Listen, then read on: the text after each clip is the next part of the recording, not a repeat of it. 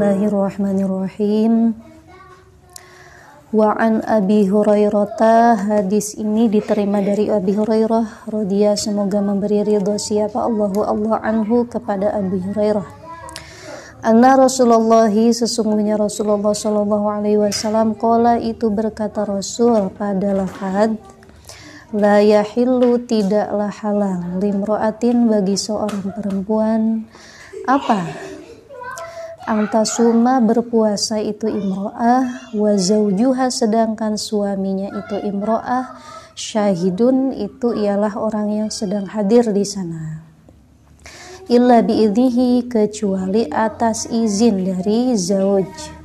Wala ta'dhana, dan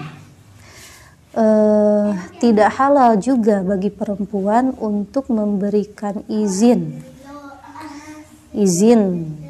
nanti diterangkan ya, maksudnya izin apa, fi baitihi, di rumahnya itu si imro'ah, illa biidnihi, kecuali atas izin dari zauj.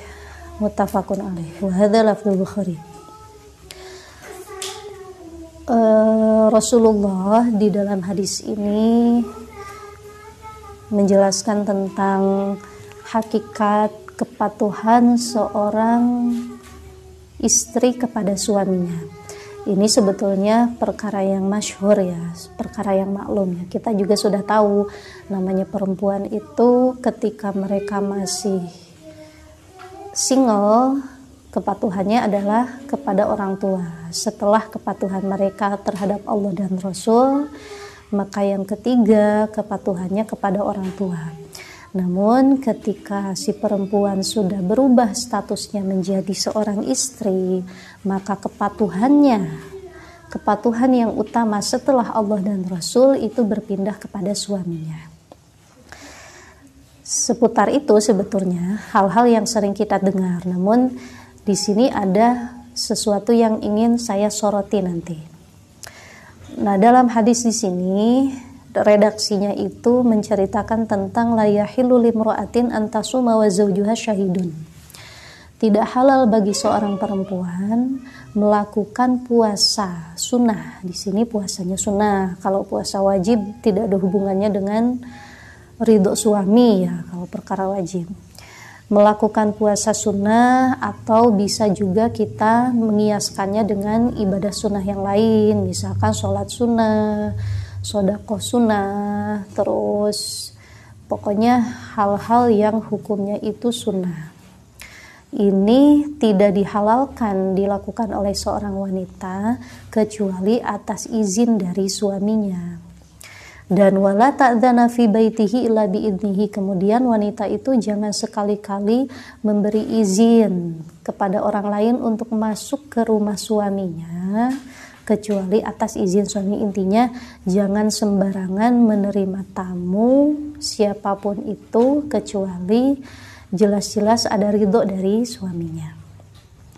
Nah, di sini jelas sekali ya, hadis ini menggambarkan bahwa kita sebagai seorang istri untuk perkara sunnah saja harus menunggu ridho dari suami. Untuk perkara sunnah, apalagi perkara yang mubah. Apalagi perkara yang mubah itu sangat harus menunggu adanya ridho dari suami. Kecuali perkara wajib itu tidak usah. Kita mau sholat duhur izin suami gak perlu dan gak usah juga. Sebab kepatuhan yang paling utama itu adalah kepatuhan kepada Tuhan, kepada Rasul, baru kepada suami. Nah, jadi misalkan kita mau puasa Senin Kamis, terus apalagi puasa sunnah itu Senin Kamis, puasa Asyura misalkan, atau puasa Ayyamul Bid, puasa Tarwiyah Arafah, ini harus minta izin dulu sama suami. Kalau suami kita itu kebetulan memang ada di rumah, tidak sedang bepergian kemana-mana, atau misalkan suami kita memang bepergian tapi ya tidak sampai seharian penuh di luar rumah, kita harus minta izin, Pak, ya Bapak misalkan, Pak, atau siapa, kalau orang Sunda bilangnya AA, Mas, nah boleh. boleh gak saya puasa sekarang kan, atau misal sekarang izin besok puasa, besok saya boleh gak puasa hari Senin. Kalau kata suami boleh, silakan ya kita berpuasa. Tapi kalau kata suami jangan, besok banyak kerjaan, banyak yang harus kamu urus di rumah, kalau kamu puasa takutnya gak kuat, jangan dulu puasa. Kalau kata suami ya gak boleh puasa ya wayahna, kalau kata orang Sunda tuh wayahna, mau tidak mau kita jangan dulu puasa sunnah. Ini untuk perkara yang sunnah. Kalau perkara yang wajib gak usah. Kita mau sholat duhur izin suami gak usah. Kita mau puasa Ramadan gak usah izin. Ramadan ya harus kita.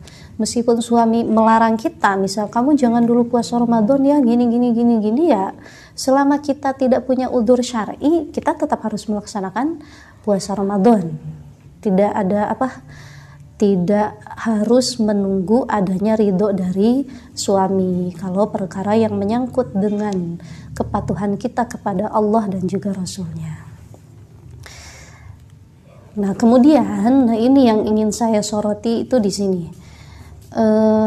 Pada hadis yang lain ada sebuah hadis yang diriwayatkan oleh Anas bin Malik, yang mana hadis tersebut di dalamnya menerangkan bahwa konon kelak kata Rasul itu kelak nanti di akhirat itu kebanyakan penghuni neraka itu adalah perempuan.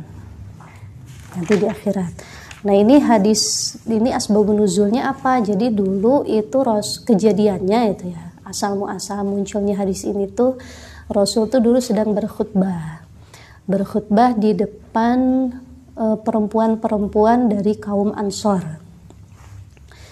Nah isi khutbahnya itu di situ, jadi Rasul tuh mengomentari sikap-sikap perempuan-perempuan Ansor yang pada waktu itu kebanyakan mereka ini tidak bisa melaksanakan tugasnya sebagai seorang istri. Banyak di antara mereka dulu itu kerjaannya membangkang suaminya, melaknat suaminya, tidak patuh kepada suaminya, bahkan tidak mensyukuri segala rezeki nafkah yang diberikan oleh suami-suami mereka terhadap mereka. Ini asbabun nuzul hadisnya itu yaitu latar belakangnya. Ya bahkan ada sebagian ulama menerangkan hadis tersebut sebetulnya bukan untuk menjuga bahwa perempuan itu kebanyakan masuk neraka, bukan, tapi lebih tepatnya lagi ini untuk memperingati kita sebagai wanita jangan sampai lupa akan posisi kita sebagai seorang istri itu harus seperti apa. Nah sebab itu jadi kebanyakan penyebab seorang wanita masuk neraka itu pertama karena perilaku kita kepada suami yang buruk. Nah keduanya itu kalau di dalam hadis itu kan isinya karena wanita itu sering mengalami penurunan iman. Ini penurunan iman tidak perlu kita bahas. Nah, ini satu poinnya saja ya supaya kita sinkronkan dengan hadis ini. Nah, pada masalah istri yang mematuhi suami, ini saya sering menerima curhatan dari teman-teman. Masalah rumah tangga mereka macam-macam, ada yang masalah dengan suaminya, ada masalah dengan orang tuanya, dengan kerabatnya, dengan anak-anaknya. Nah, dari sekian banyak mereka yang curhat itu pernah ada salah seorang teman yang bukan curhat, ibaratnya yang ngajak ngobrol saya, memberitahukan bahwa dia itu sering dihadapkan pada posisi yang sulit.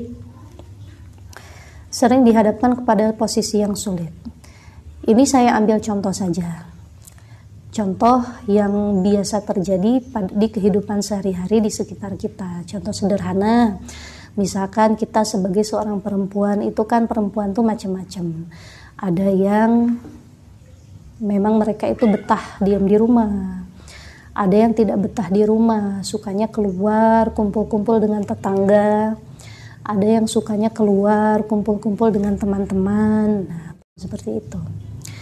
Misalkan di satu waktu si perempuan itu diajak, kalau di Sunda tuh ngaliwet ya. Misalkan ada perempuan yang sudah bersuami diajak ngaliwet sama teman-temannya. Yuk ngeliwet di rumah saya. Izin kepada suaminya, si suami tidak mengizinkan. Gak usah, ini nih urusin anak, takut nangis, takut apa, atau ntar mau ada tamu, udah di sini jangan kemana-mana, atau apalah alasannya. Pokoknya intinya suaminya melarang.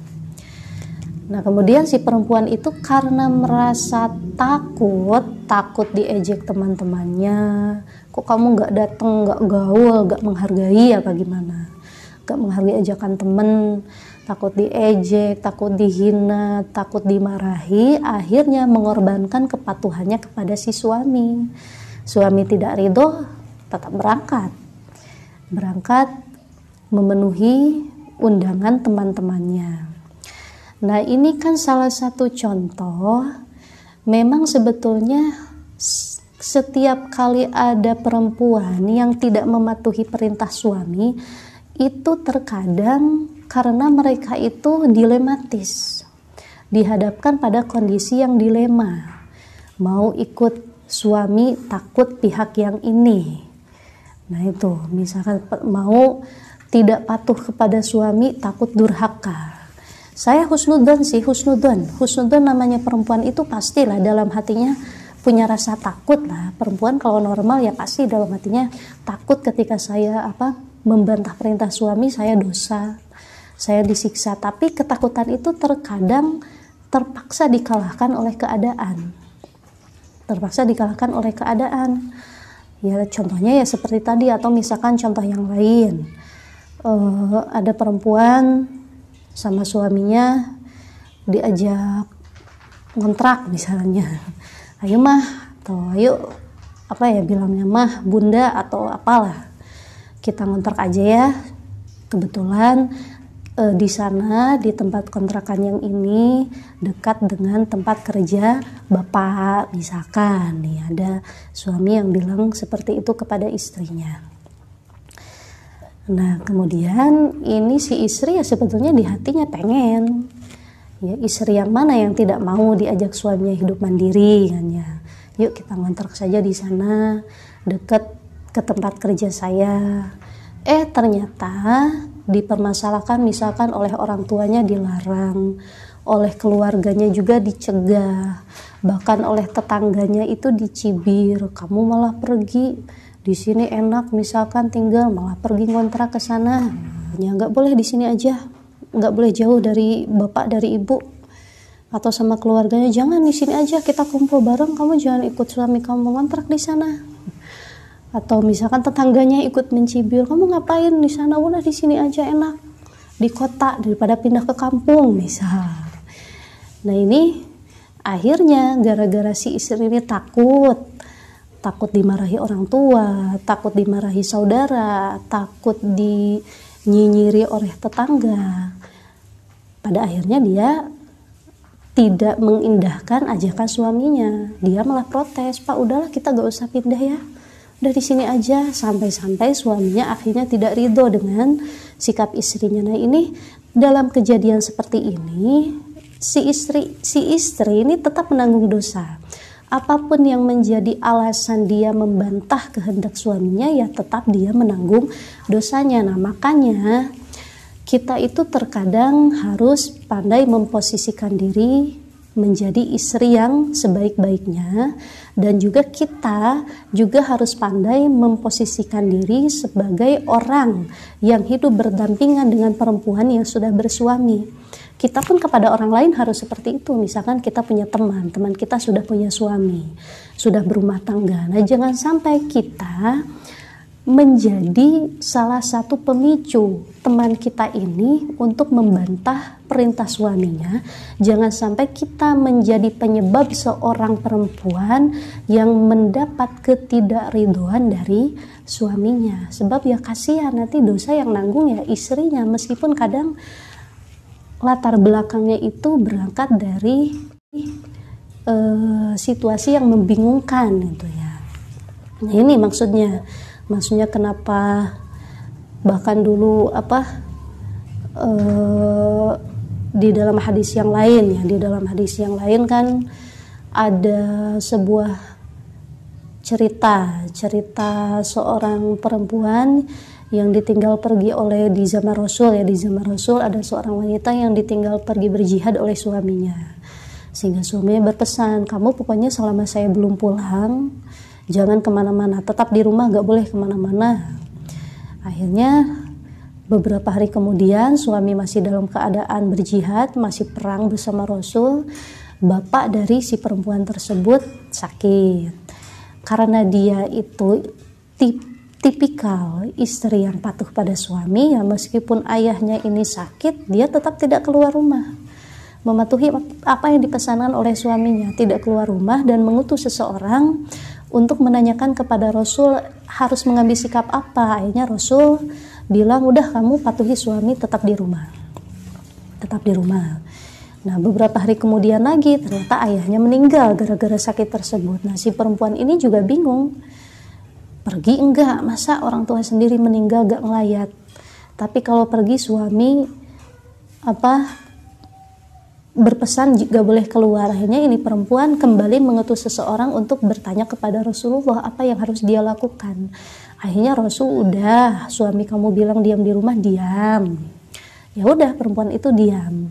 Sampai pada akhirnya Rasul mendatangi si perempuan itu, mencoba untuk menenangkan di dalam kesedihannya ya, kehilangan seorang ayah. Kamu tenang, orang tua kamu, ayah kamu itu sudah diampuni dosa-dosanya karena kamu sebagai putrinya patuh atas perintah dari suaminya. Nah, ada itu juga termasuk salah satu kisah yang masyhur yang sering kita dengar. Jadi inti dari hadis di sini tuh kesana arahnya. Intinya kita sebagai perempuan, mau tidak mau, namanya perempuan itu segala sesuatunya ya harus menunggu ridho dari suami. Sebagaimana dulu ketika kita sebelum menikah, segala sesuatu itu kita harus menunggu ridho dari orang tua. Sama, kalau dulu kita ambil ridhonya yang pertama dari orang tua, ketika sudah menikah, nah yang pertama kita tunggu ridhonya itu dari suami. Itu yang pertama. Poin yang kedua, nah kita juga harus pandai-pandai menjadi orang yang bisa menghargai seorang perempuan yang sudah memiliki suami. Jangan sampai kita bersikap kepada seorang perempuan yang sudah berumah tangga itu seolah-olah dia itu belum punya apa-apa. Beda lah ya, beda situasi, beda konsekuensi dan beda tanggung jawab perempuan yang masih single dengan perempuan yang sudah berumah tangga.